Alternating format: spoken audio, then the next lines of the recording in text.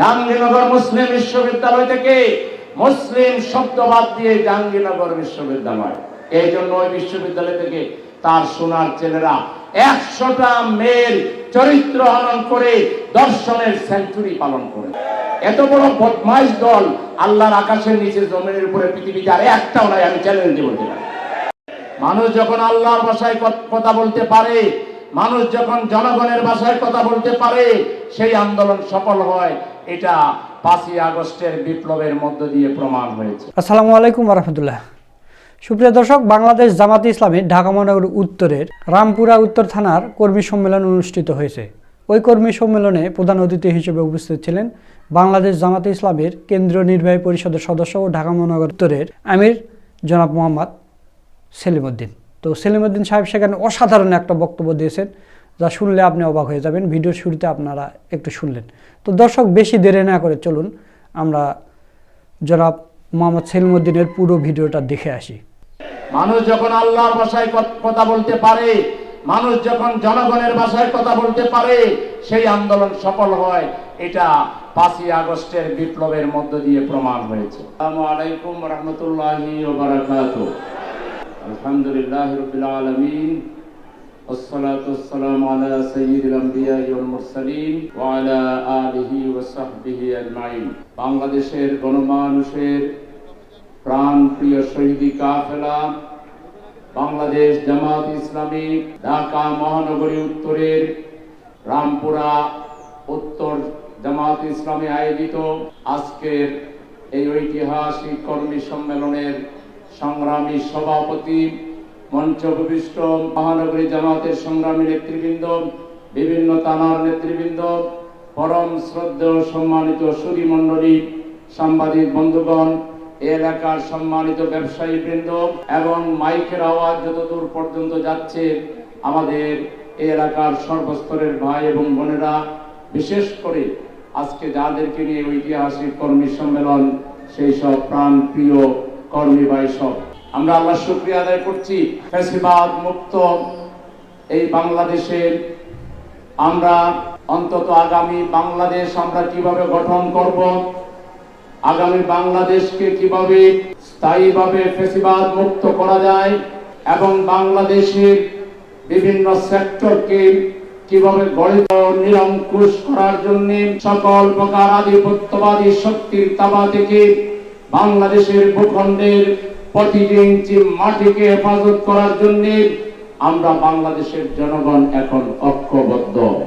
আধিপত্যবাদী শক্তি তাদের ক্রীড়ানাথকে ক্ষমতায় বসিয়ে তারা ভেবেছিল বাংলাদেশকে তারা কিনে নিয়েছে।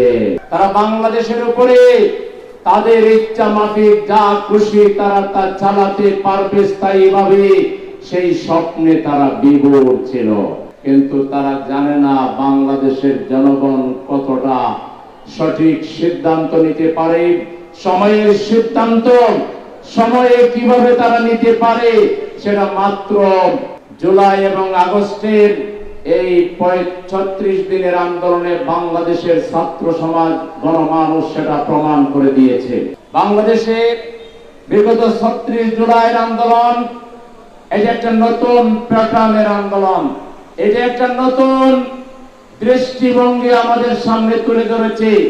এটা কোনো গতানুগতিক আন্দোলন ছিল না। গতানুগতিক আন্দোলন দেখে দিনের পর দিন ঘরে বসে সিনেমা দেখা আর রাস্তায় আওয়ামী জাহিলিয়াতকে আরো শক্তিশালী হওয়ার সুযোগ করে দেওয়া, এটা সেই ধরনের তথাকথিত বঙ্গর কোন আন্দোলন ছিল না।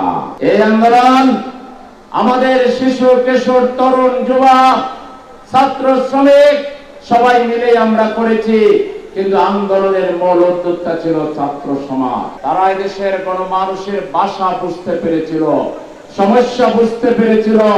তারা জানতো বাংলাদেশের মানুষের সবচেয়ে বড় আকাঙ্ক্ষা হচ্ছে তারা পারুক অথবা না পারুক, তারা অন্তত স্বাধীনভাবে চলতে চায়, কথা বলতে চায়, তাদের স্বাধীনতা যাতে কেউ কেড়ে না রে, এই ব্যাপারে তারা সোচ্চার ছিল।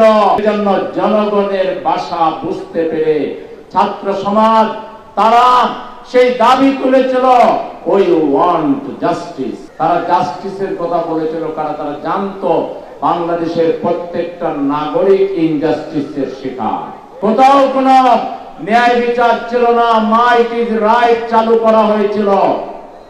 এটা আমি শুধু ওই 15.5 বছরের কথা বলছি না, 72 থেকে 75 এবং বিভিন্ন সময়ে এই রাষ্ট্রকে যারা শাসন করেছে তারা কেউই এই রাষ্ট্রের উন্নতির জন্য, মঙ্গলের জন্য, এই রাষ্ট্রের প্রতিটা নাগরিকের কল্যাণের জন্য এ ধরনের উদ্যোগ নেওয়া দরকার ছিল। শিশুদের অধিকার রক্ষায়, শ্রমিকদের অধিকার রক্ষায়, ছাত্রদের অধিকার রক্ষায়, যুবকদের কর্মসংস্থানের জন্য, সিনিয়র সিটিজেনদের জন্য, মহিলাদের জন্য তথা গোটা বাংলাদেশের প্রত্যেকটা নাগরিকের সম্মান মর্যাদা বৃদ্ধি করা সহ তাদেরকে যাতে করে তারা সামনের দিকে এগিয়ে যেতে পারে এই ধরনের কোন কার্যকর পরিকল্পনা শাসক গোষ্ঠী নিতে পারে নাই। বিশেষ করে স্বাধীনতা উত্তর যে শাসক গোষ্ঠী ক্ষমতা পেয়েছিল তারা জাতিকে, এই জাতির সংখ্যাগরিষ্ঠ মানুষের যে ঈমান আকীদা, যে তাজিদ তামাদ্দুন, যে মূল্যবোধ, এর বিরুদ্ধে তারা অবস্থান গ্রহণ করেছিল। তাদের উপরে আল্লাহর লানত পড়বে না তো কার উপরে পড়বে? ঢাকা বিশ্ববিদ্যালয় থেকে কোরআনের আয়াত রাব্বি জিদনি ইলমা যারা উঠাই দেওয়ার সাহস করেছিল তাদের পতন হবে না তো লালন হবে নাকি? আল্লাহ দ্রোহীরা পৃথিবীর ইতিহাসে কোথাও তারা কখনো শেষ পর্যন্ত সফলতা দেখতে পারে না। শেখ মুজিবুর রহমান শাসনামল সবথেকে বড় ছিল সে এবং তার দল আল্লাহর কোরআনের আয়াতকে বরদাস্ত করতে পারে। কবি নজরুল ইসলাম কলেজ থেকে শুধু ইসলাম শব্দ বাদ দিয়ে কবি নজরুল কলেজ, জাহাঙ্গীরনগর মুসলিম বিশ্ববিদ্যালয় থেকে মুসলিম শব্দ বাদ দিয়ে জাহাঙ্গীরনগর বিশ্ববিদ্যালয়। এই জন্য ওই বিশ্ববিদ্যালয় থেকে তার সোনার ছেলেরা 100টা মেয়ের চরিত্র হনন করে দর্শনের সেঞ্চুরি পালন করে। এত বড় বদমাইশ দল আল্লাহর আকাশের নিচে জমিনের উপরে পৃথিবীতে আর একটাও নাই। আমি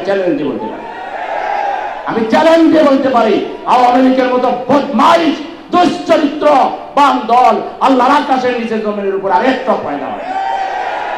এরাই তারা জোরপূর্বক ক্ষমতাকে বারবার একদলীয় বাকশাল কায়েম করেছিল না, একদলীয় বাকশাল কায়েম করেছিল, সব পত্রিকা নিষিদ্ধ করে দিয়েছিল। তারা বাংলাদেশকে তাদের পৈতৃক সম্পত্তি বানিয়েছিল। আর এই শেখ হাসিনা এসে কয় আমি গণতন্ত্রের মানুষ না, কয় যে আমি সাংঘাতিকভাবে জনগণের ভোটে বিশ্বাস করি। আর দিনের ভোট দেয় হলো রাত্রে, আগের দিন রাত্রে ভোট হয়। এটা শুধু জিন ভোটটা, জিন এবং মরা মানুষ ছাড়া আগের দিন রাত্রে ভোট দিতে বাংলাদেশের কোনো মানুষ যায়? শুধু জিন ভূতেরা ভোট দিয়ে তাকে নেতা বানিয়েছিল। যার কারণে আবার যখন জনগণ জেগে উঠলো 2 ঘন্টা দেশে টিকে থাকতে পারলো না।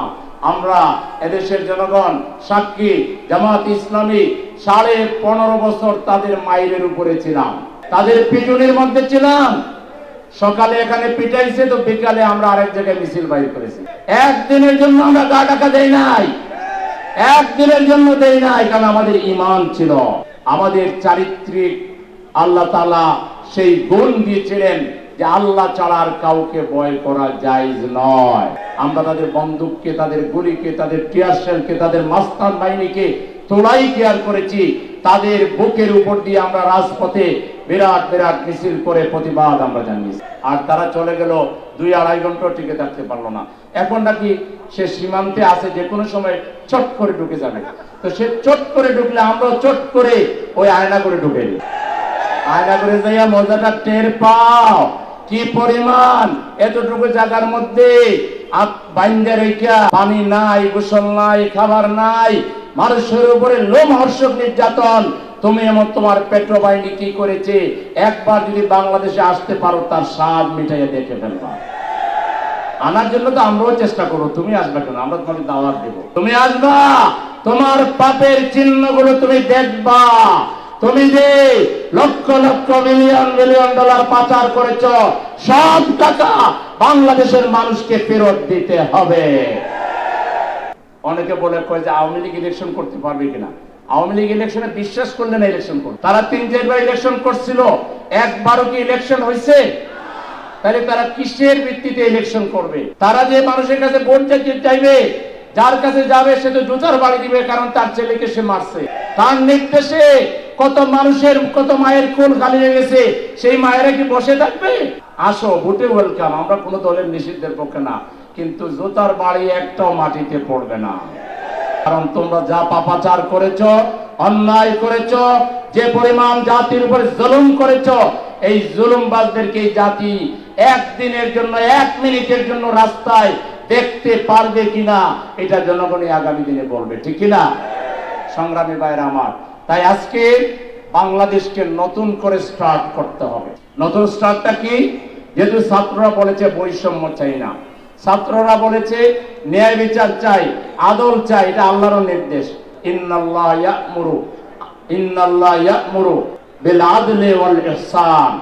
আল্লাহ তাআলা আমাদেরকে নির্দেশ দিচ্ছেন আদল করার জন্য, ন্যায় বিচার করার জন্য, ইহসান করার জন্য, সদাচরণ করার জন্য, মানুষের সাথে ভালো ব্যবহার করার জন্য। এটা তো আল্লাহরই নির্দেশ। সেই আল্লাহর ভাষায় আমাদের ছাত্ররা কথা বলেছে, এই জন্য এবারের আন্দোলন সফল হয়েছে। মানুষ যখন আল্লাহর ভাষায় কথা বলতে পারে, মানুষ যখন জনগণের ভাষায় কথা বলতে পারে, সেই আন্দোলন সফল হয়। এটা 5ই আগস্টের বিপ্লবের মধ্য দিয়ে প্রমাণ হয়েছে। আজকের ঐতিহাসিক কর্মী সম্মেলনের সফলতা কামনা করে এর আয়োজকদেরকে ধন্যবাদ জানিয়ে, আপনাদের সবাইকে শুভেচ্ছা জানিয়ে, এই এলাকাবাসীকে আমার পক্ষ থেকে আন্তরিক শুভেচ্ছা জানিয়ে, ধন্যবাদ জানিয়ে আমার কথা এখানে শেষ করছি। আল্লাহ হাফেজ। বাংলাদেশ জিন্দাবাদ, বাংলাদেশ জামায়াতে ইসলামী জিন্দাবাদ।